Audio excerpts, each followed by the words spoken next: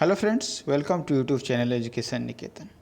आज के हम इस वीडियो में अंतर्राष्ट्रीय परिदृश्य से संबंधित जनवरी 2021 से जून 2021 तक घटित घटनाओं को बिंदुवार तरीके से देखने की कोशिश करेंगे। ये वीडियो आगामी 67वीं बीपीएससी एवं सीडीपीओ की परीक्षा के लिए काफ़ी महत्वपूर्ण रहेगा। इस वीडियो में लगभग 30 पेज की पीडीएफ के जरिए हम आपको इन पूरी घटनाओं को कवर करने की कोशिश करेंगे। अगर आपको हमारा यह प्रयास अच्छा लगेगा तो हम आपके लिए राष्ट्रीय परिदृश्य, खेल परिदृश्य के इसी तरीके के 6 मंथ्स के कंपाइलेशन लेकर उपस्थित होंगे। इसमें ध्यान रखा गया है कि बीपीएससी जिस तरीके के पैटर्न फॉलो करती है उसी तरीके के तथ्य समावेशित किए गए हैं। रेड टूरिज्म ये पद चर्चा में था। कम्युनिस्ट पार्टी जो चाइना की है उसने अपने 100 वर्ष पूरे किए हैं। चीन में रेड टूरिज्म का तात्पर्य उन स्थलों से है जहां चीन में हुई आधुनिक क्रांति की विरासत मौजूद है। बस आपको इतना ही याद रखना है, ज़्यादा लंबी कहानी नहीं रखनी है। दूसरा हमारा तथ्य है कि ईगल एक्ट अभी चर्चा में था, तो किस देश से संबंधित है? अमेरिका से। क्या है बेसिकली? तो एक ग्रीन कार्ड से जुड़ा हुआ एक एक्ट है जिस पे जो लिमिट थी उस लिमिट को ख़त्म करने के लिए इस एक्ट को लाया गया है, जिससे भारतीयों को बेनिफिट होगा। टू द पॉइंट आपको ज़्यादा याद नहीं करनी है, क्योंकि एग्ज़ाम में टू द पॉइंट प्रश्न पूछे जाते हैं, तो हम कहानी नहीं केवल टू द पॉइंट देखेंगे। Clean energy ministerial industrial deep decarbonisation initiative किसकी पहल है? तो भारत और यूनाइटेड किंगडम की है। सार्वजनिक और निजी संगठनों का एक वैश्विक संगठन है जो निम्न कार्बन वाली औद्योगिक सामग्री की मांग को प्रोत्साहित करेगा। नेक्स्ट है G7 कॉरपोरेट टैक्स समझौता। इस समझौते के तहत सभी देशों को परस्पर एक दूसरे के खिलाफ करों में कटौती करने से बचने हेतु वैश्विक न्यूनतम कॉरपोरेट टैक्स 15% करने के लिए प्रतिबद्ध किया गया है। आपको बस इतना ही फैक्ट याद करने हैं। नेक्स्ट है संयुक्त राष्ट्र महासभा यूनाइटेड नेशन जनरल असेंबली के अध्यक्ष पद पर अभी मालदीव को चुना गया है। मालदीव के विदेश मंत्री अब्दुल्ला शाहिद को वर्ष 2021-22 के लिए संयुक्त राष्ट्र महासभा का अध्यक्ष चुना गया है। इस चीज़ को आप याद कर लेंगे। ऐसा उपलब्धि प्राप्त कर मालदीव ने पहली बार प्राप्त किया है। इसके बाद भारत को संयुक्त राष्ट्र आर्थिक और सामाजिक परिषद के लिए चुना गया है। इस संगठन की सदस्यता 3 वर्षों के लिए किसी भी सदस्य को दी जाती है और भारत का जो कार्यकाल है वो 2022 से लेकर 2024 तक रहेगा। आई फैमिलिया चर्चा में था। बस आपको याद रखना है कि चर्चा में क्यों था। तो यह लापता व्यक्तियों की पहचान करने वाली एक वैश्विक डेटाबेस है। इसे इंटरपोल के द्वारा लॉन्च किया गया है। दूसरा है ऑपरेशन पेंजिया 14। तो यह नकली और अवैध दवाओं और चिकित्सा उत्पादों की बिक्री को लक्षित करते हुए इस बेसिक जो कंटेंशन है वो क्या है कि नकली और अवैध दवाइयों की जो बिक्री है उस पर किसी भी तरीके से रोक लगाई जाए। नेक्स्ट है G7 शिखर सम्मेलन कहाँ पे आयोजित हुआ था? तो इंग्लैंड के कार्नवाल में आयोजित हुआ था। आपसे पूछ देगा कि build back better world B3W जो टर्म कॉइन किया गया था वो किस सम्मेलन में किया गया था? तो G7 सम्मेलन में किया गया था, जिसमें भारतीय प्रधानमंत्री मोदी जी ने वन अर्थ वन हेल्थ का आह्वान किया है। साथ ही साथ गार्बेज वे घोषणा पर भी हस्ताक्षर किया है सदस्य देशों ने। इसका उद्देश्य भविष्य की महामारियों को रोकना है और इससे कैसे बचाव किया जा सके। कोविड-19 को लेकर जब पूरी वैश्विक स्तर पर समस्या उत्पन्न हो गई है तो वैसे में ये समझौता काफ़ी महत्वपूर्ण हो जाता है, गार्बेज वे की घोषणा।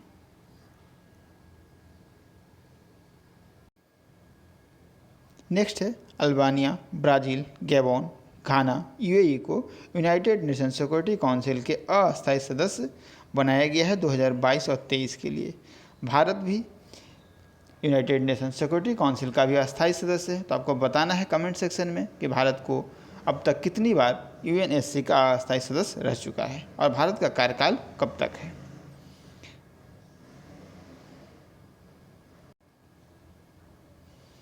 आठ जनवरी 2021 को international solar alliance framework agreement में संशोधन होने के बाद डेनमार्क अंतर्राष्ट्रीय सौर संगठन फ्रेमवर्क समझौते की पुष्टि करने वाला पहला देश बन गया है। तो इस चीज़ को आप याद कर लेंगे कि पहला देश कौन सा बना है, डेनमार्क। नेक्स्ट है हमारा टैक्स इंस्पेक्टर्स विदाउट बॉर्डर पहल भारत और भूटान के बीच में शुरू किया गया है। बस आपको इतना ही फैक्ट याद करना है, ज़्यादा नहीं। नेक्स्ट है वेहेतन बांध दुनिया का दूसरा सबसे बड़ा जल विद्युत बांध है। अब इससे संबंधित आपको फैक्ट्स क्या याद करने हैं कि चीन ने दुनिया के दूसरे सबसे जल विद्युत बांध वेहेतन बांध का संचालन शुरू किया है। यह जिन्सा नदी पर है। जिन्सा यांगसी नदी की सहायक नदी है और यांगसी नदी दुनिया की एशिया की सबसे लंबी नदी है। यही 3 फैक्ट्स आपको याद रखने हैं। मोबाइल वर्ल्ड कांग्रेस 2021 का आयोजन कहाँ हुआ, तो स्पेन के बार्सिलोना में हुआ था। इस फैक्ट को अब याद कर लेंगे, ज़्यादा याद करने की ज़रूरत नहीं है। नेक्स्ट है 2 पॉलिसी को किस देश ने छोड़ दिया है और उसके स्थान पर 3 पॉलिसी चाइल्ड पॉलिसी को मंजूरी दी है। तो ऐसा करने वाला चाइना देश बना है, क्योंकि चाइना में वृद्ध व्यक्तियों की संख्या में तेज़ी से वृद्धि हो रही थी। इसके बाद नेक्स्ट है हमारा कि जो कोरोना के नए वेरिएंट मिले थे 2, ये दोनों वेरिएंट को आपने काफ़ी न्यूज़पेपर्स में देखा होगा। तो जो B11617 वेरिएंट है उसका नाम कप्पा दिया गया है, और जो 2 वेरिएंट है यानी B16172 उसको डेल्टा दिया गया है। और दोनों सबसे पहले भारत में मिले थे। तो भारत में मिले कोविड-19 के नए वेरिएंट्स का नाम क्या दिया है WHO ने। तो अगर इस तरह से आपसे प्रश्न पूछा जाए तो कप्पा और डेल्टा आप याद रखेंगे।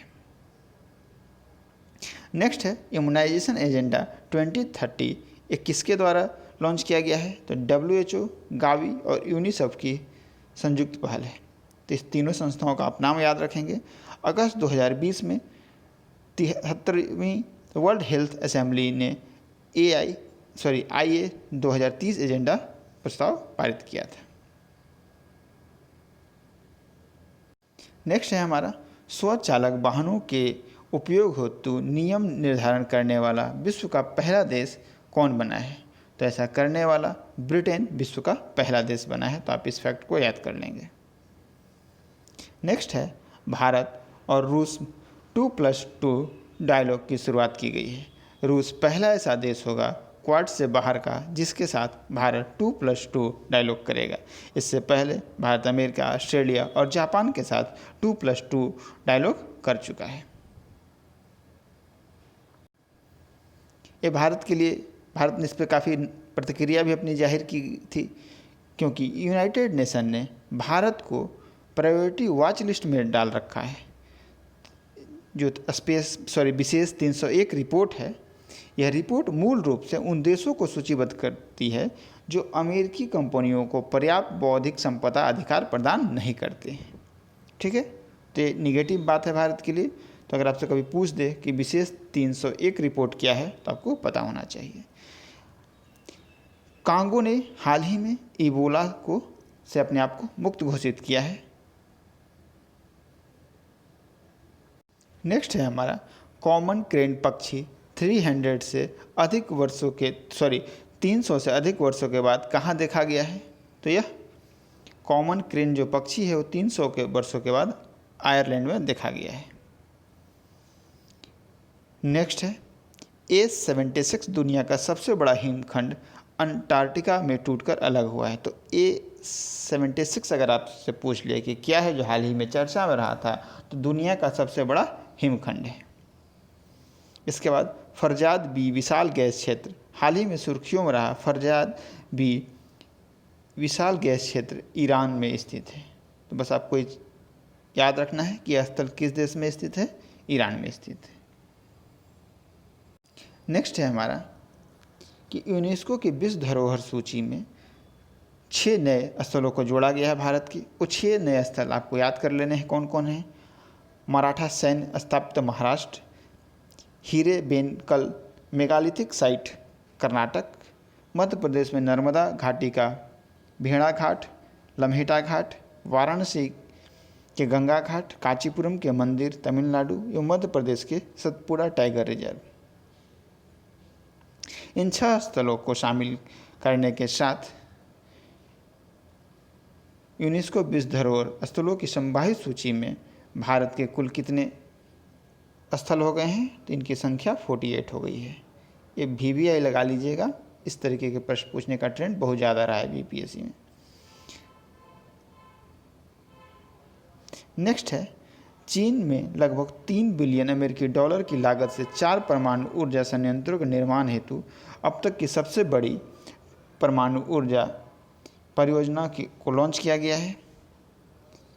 रूस और चीन की यह परियोजना है, तो इस चीज़ को आप याद कर लेंगे। स्वास्थ्य काफ़ी चर्चा में रहा है, तो G20 स्वास्थ्य शिखर सम्मेलन का आयोजन 21 मई 2021 को बीला पालफिल्म रोम इटली में संपन्न हुआ था। कहाँ पे संपन्न हुआ था, तो इटली में।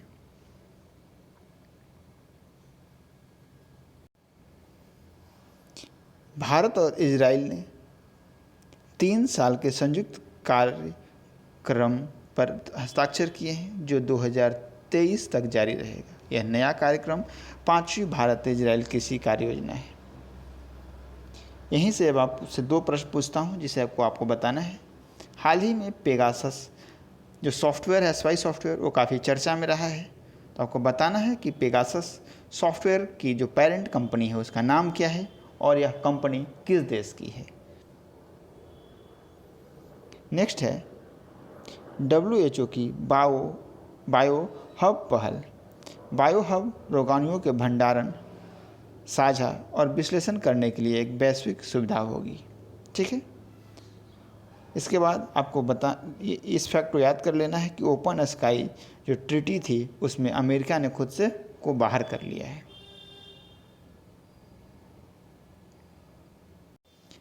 फिर नेक्स्ट है हमारा कि रायसीना डायलॉग 2021 के 6ठे संस्करण का आयोजन 13 से 16 अप्रैल 2021 के बीच में किया गया। रवांडा के राष्ट्रपति पॉल कगामे एवं डेनमार्क के प्रधानमंत्री मेटे फ्रेडरिक्सन इसके मुख्य अतिथि थे। इसका आयोजन कहाँ किया गया था? नई दिल्ली में किया गया था। नेक्स्ट है संयुक्त राष्ट्र खाद्य प्रणाली शिखर सम्मेलन 2021। संयुक्त राष्ट्र महासचिव द्वारा सितंबर 2021 में प्रथम संयुक्त राष्ट्र खाद्य प्रणाली शिखर सम्मेलन आयोजित करने का आह्वान किया गया है। नेक्स्ट है कि जो 17वीं बिम्स्टेक की मंत्री स्तरीय बैठक होगी उसकी अध्यक्षता किसे दिया गया है? तो उसकी अध्यक्षता करेगा श्रीलंका। इसके बाद नेपाल को 800 करोड़ नेपाली रुपए का अनुदान सहायता भारत के द्वारा नेपाल के तराई प्रांत में सड़क के बुनियादी ढांचा को मजबूत करने के उद्देश्य से दिया गया है। जानवरों के लिए दुनिया का पहला कोविड-19 वैक्सीन रूस ने डेवलप किया है। वैक्सीन का विकास रोसेल खोज नाजजोर की एक यूनिट ने किया है। उसका नाम कार्निवैक को रखा गया है। इसे आप VVI लगा लें।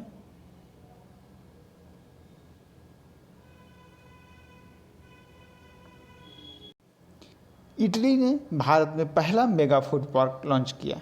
इटली ने हाल ही में भारत में पहला मेगा फूड पार्क गुजरात के फनीधर में लॉन्च किया है। तो इस फैक्ट को आप याद कर लेंगे कि कहाँ किस राज्य में किया है, तो गुजरात में किया है। तो ये रही पहली कड़ी जो लगभग 15 मिनट की है।